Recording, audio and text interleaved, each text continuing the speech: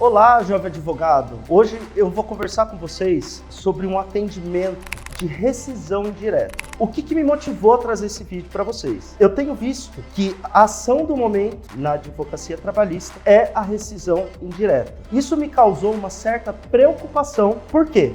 Existem alguns critérios para que se aplique a rescisão indireta, para que se consiga ter procedência no pedido de rescisão indireta. O que eu tenho percebido é que muitas pessoas não têm respeitado algumas condições. Ali mesmo no atendimento do pessoal, entra com a ação, tem uma improcedência e no final o reclamante acaba sendo ali dispensado por justa causa. Então assim, você cria toda uma expectativa no seu cliente que ele vai entrar com a ação, que vai ganhar, que a rescisão indireta é isso e aquilo, que você vai dar uma justa causa no seu empregador e no final você tem uma improcedência. Isto dito, vamos falar um pouquinho do artigo 482 da CLT, que fala da justa causa para a rescisão do contrato de trabalho pelo empregador, tá? A rescisão indireta não é o 482, mas eu quero trazer um raciocínio análogo para que a gente compreenda da melhor forma do que se trata o 483. Então, o 482, ele diz assim, constitui justa causa para a rescisão do contrato de trabalho pelo empregador. E aí ele traz uma série de situações, como por exemplo, um ato de improbidade, incontinência de conduta ou mau procedimento, negociação habitual por conta própria ou alheia sem permissão do empregador. Ou seja, ele traz uma série de situações que autoriza o empregador a dizer assim, olha, você está demitido por justa causa, existe ali as consequências da demissão por justa causa, você não tem acesso a muitas das verbas rescisórias que você teria no pedido de demissão ou numa dispensa sem justa causa. Ou seja, o 482, ele regula a justa causa do empregador para o empregado. Ela é aplicada ali no ambiente de trabalho. O empregador, quando ele entende ali que é uma situação de justa causa, ele aplica isso no trabalhador e automaticamente está demitido por justa causa. Se ele quiser questionar a legalidade dessa justa causa, se foi respeitado todos os quesitos, ele vai entrar com uma ação trabalhista, vai pedir aí uma reversão, né? E ele vai questionar na justiça. No caso do artigo 483, que ele está falando da rescisão indireta, que é quando, em palavras mais populares, né? O empregado está aplicando uma justa causa no empregador, olha a diferença. No 482 está escrito assim, constitui justa causa. Ele já está dizendo, constitui justa causa. No 483, ele está dizendo assim, o empregado poderá considerar rescindido o contrato de trabalho e pleitear a devida indenização quando? Vocês conseguem perceber que esse considerar é diferente de constitui justa causa? Por quê? Porque o empregado, ele precisa levar para apreciação do judiciário se a situação se enquadra ou não numa rescisão indireta. Então, existe essa diferença. Isto posto, eu vou trazer algumas situações. Por exemplo, a linha A diz assim, porém exigidos serviços superiores às suas forças, defesos por lei, contrário aos bons costumes, ou alheios ao contrato. B. For tratado pelo empregador ou por seus superiores e hierárquicos com rigor excessivo. C. Correr perigo de manifesto mal considerável e por aí vai. Não vou ler todos porque o foco aqui não é discutir, é mais uma questão ali de atendimento. Então vamos lá. Chegou um cliente no escritório. O que o jovem advogado precisa fazer? Primeiro, ouvir. Advogado tem a fama de falar muito, mas no primeiro atendimento, principalmente, você precisa ouvir o teu cliente. E você precisa entender se aquela situação que ele está trazendo constitui uma falta grave cometida pelo empregador. Vou citar o exemplo que é o recolhimento mensal do FGTS, os depósitos do FGTS. O empregado, ele entende que por não estar recolhendo o empregador, né, ali o FGTS mensal, fazendo os depósitos do FGTS na conta vinculada do funcionário do FGTS, já é um motivo automático ali para rescisão indireta. Em tese, está correto, né? Os tribunais eles entendem que é uma obrigação do empregador de fazer esse recolhimento previdenciário. Porém, eu já vivi situações em que havia somente 2 meses de atraso. E aí, quando você vai olhar na jurisprudência, você percebe que, às vezes, poucos meses de atraso não demonstram uma habitualidade do empregador em não proceder com a sua obrigação. Então, esse é um ponto. A primeira coisa que você precisa entender. Qual é o tempo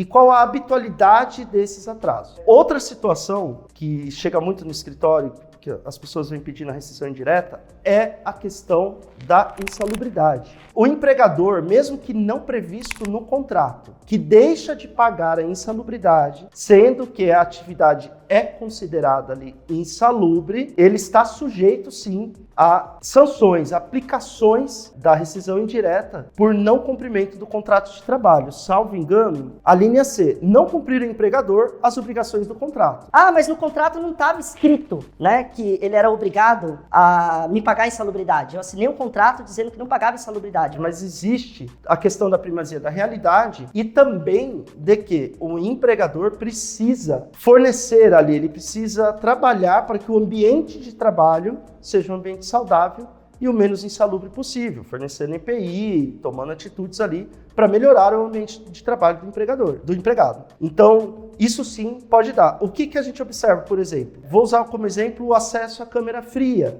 Às vezes a pessoa trabalha lá no mercado e entra, às vezes, dentro de uma câmera fria para fazer alguma coisa e não recebe a insalubridade. Só que o fato dele entrar, ficar algumas horas, mesmo que não direto, mesmo que seja momentos alternados, configura, tá, insalubridade. Isso prejudica a saúde dele, porque ele está no ambiente quente, entra no frio, sem EPI, volta para o quente, daqui a pouco ele volta para o frio.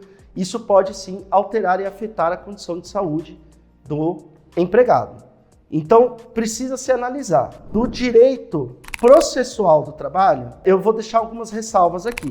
Eu não vou entrar com vocês muito na questão da estrutura de uma petição inicial. Isso pode ser um assunto aí para outro vídeo. Caso você tenha dúvida, mande a sugestão aqui no canal. Mas eu quero fazer um alerta dessa questão do 483. Existem algumas questões processuais que, se o advogado ali na hora de montar a petição não respeitar, ele pode sim trazer alguns malefícios ali para o cliente dele. Então vamos lá. O juiz ele decide, além daquilo que você colocou ou pediu na petição inicial? Não decide, porque senão é uma decisão extrapetita, ele não pode fazer isso, é passível de reversão aí em fase de recurso, então ele não vai fazer isso e se fizer, isso pode ser revertido em outra instância. Quando eu faço um pedido de rescisão indireta, eu fundamento dentro das alíneas. E aí eu digo, por exemplo, que o empregado ele opta em não continuar no cargo dele até a decisão final do processo. E aí, a gente faz a comunicação para a empresa, entra com o processo lá demora 6 meses, audiência, perícia, aquela coisa toda.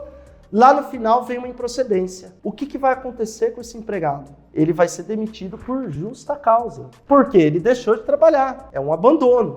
Aí eu tenho que ter uma atenção. Eu faço o pedido da rescisão, eu peço que seja procedente. E eu coloco um pedido subsidiário, tá? Eu posso fazer isso, porque daí o juiz vai decidir de acordo com o que eu estou pedindo. Então eu vou lá, fundamento, subsidiariamente, requer-se que, numa remota hipótese, num caso de improcedência, que seja considerado o contrato rescindido pelo pedido de demissão do reclamante, na data, tendo como a última data o último dia de trabalho. Aí você conseguiu blindar essa situação e não expor o seu cliente em caso de improcedência. Outra situação, são todas as situações da linha do 483, são todas as alíneas que me possibilitam continuar no cargo até o final da decisão?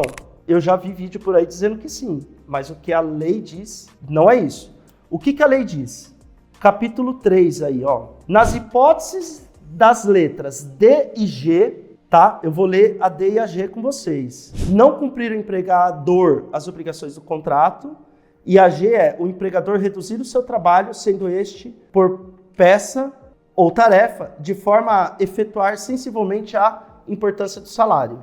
Então, não é só diminuir o trabalho, tem que, né, ter uma consequência aí monetária para o reclamante. Aí, no terceiro diz assim, nas hipóteses da letra D e G, que são essas duas que eu acabei de ler, poderá o empregado pleitear a rescisão de contrato de trabalho e o pagamento das respectivas indenizações, permanecendo ou não no serviço até a decisão do processo. Então, nessas duas situações, eu posso pedir para permanecer no contrato. Então, vamos lá. A linha B, ela diz assim, for tratado pelo empregador por seus superiores hierárquicos com rigor excessivo. Se eu só tenho provas, se a lide discutida no processo é só referente à linha B de bola, eu posso optar em continuar no meu posto de trabalho até a decisão final do contrato, eu não posso, né? Se eu entrar com a rescisão indireta, eu vou ter que sair já. Então, ali na entrevista com o seu cliente, você já precisa ter claro que é uma situação que eu tenho provas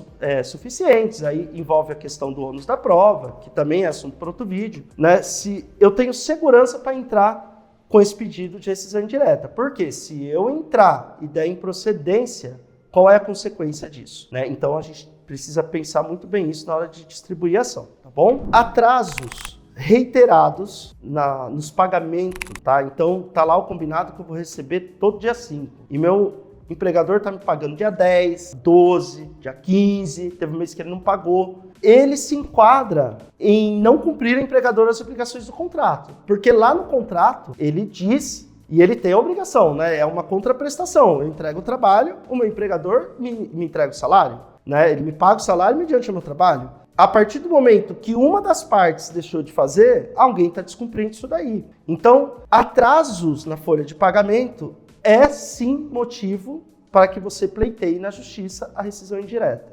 Então, se o empregador está ali atrasando o pagamento, atrasou um mês, outro mês não pagou, no outro mês pagou 2, ele está te prejudicando e é um motivo para que você pleiteie na justiça a rescisão indireta. É isso aí. Se você gostou do conteúdo, se inscreva no canal, deixa aqui nos comentários alguma dúvida, algum assunto que você gostaria que eu trouxesse aqui em discussão, para que a gente possa aí estar se aprofundando mais e cada vez mais ter sucesso aí na advocacia trabalhista.